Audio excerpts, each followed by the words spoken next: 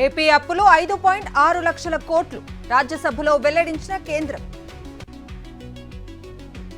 కూటమి సర్కారు ప్రజాస్వామ్యాన్ని ఖూనీ చేసింది. పులివెందులలో భారీగా రిగ్గింగ్ జరిగిందన్న అవినాష్ రెడ్డి. ఎంపీ అవినాష్ రెడ్డిని కలిసిన అచ్చివెల్లి గ్రామస్తులు ఓటు వేయనీయకుండా టీడీపీ గూండాలు అడ్డుకున్నారని ఆవేదన. పులివెందులలో అప్రజాస్వామ్య ఎన్నిక జరిగిందన్న అంబటి రాంబాబు. పోలీసుల తీరు దారుణంగా ఉందని మండిపాటు. పులివెందులలో టీడీపీ గూండాల బరితెగింపు. క్యూ లైన్లలో ఉన్న ఓటర్లను బెదిరించి బయటకు పంపిస్తోన్న ఎలో గ్యాంగ్. జెడ్పీటీసీ ఉప ఎన్నికల్లో పోలీసులు ఎలో గ్యాంగ్ దౌర్జన్యం. ఓటు వేయకుండానే ఇంకు గుర్తు పెట్టారని మహిళల ఆగ్రహం. లీగల్ నోటీసులకు భయపడేది లేదన్న బండి సంజయ్. ఫోన్ ట్యాపింగ్ చేసిన వారే భయపడతారని ఎక్స్ లో పోస్ట్. కరీంనగర్లో 14న తలపెట్టిన బీఆర్ఎస్ సభ వాయిదా. భారీ వర్షాల కారణంగా postpone. Central design organisation పై మంత్రి ఉత్తమ్ సమీక్ష. ప్రతిభ కలిగిన ఇంజనీర్లను నియమించాలని అధికారులకు ఆదేశం. సిట్ చేతికి సృష్టి కేసు. ఇప్పటివరకు 29 మంది అరెస్ట్. పెద్దపల్లి ఎంఆర్ఓ ఆఫీసులో ఏసీబీ తనిఖీలు.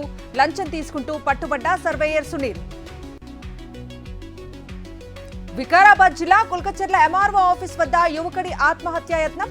తహసీల్దార్ చుట్టూ తిరుగుతున్నా తన సమస్యను పరిష్కరించడం లేదని ఆవేదన.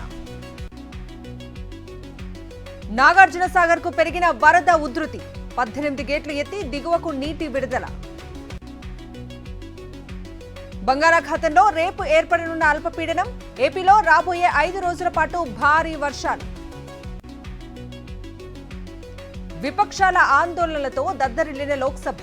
సోమవారానికి వాయిదా వేసిన స్పీకర్. సెంట్రల్ కేబినెట్ కీలక నిర్ణయం. దేశవ్యాప్తంగా మరో 4 సెమీ కండక్టర్ యూనిట్స్ ఏర్పాటుకు ఆమోదం. బీహార్ ఓటర్ లిస్టు సవరణలపై సుప్రీంకోర్టులో విచారణ. ఓటర్ నమోదుకు ఆధార్ను పరిగణలోకి తీసుకోలేమన్న న్యాయస్థానం.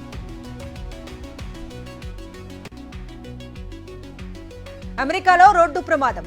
హైదరాబాద్ విద్యార్థిని దుర్మరణం.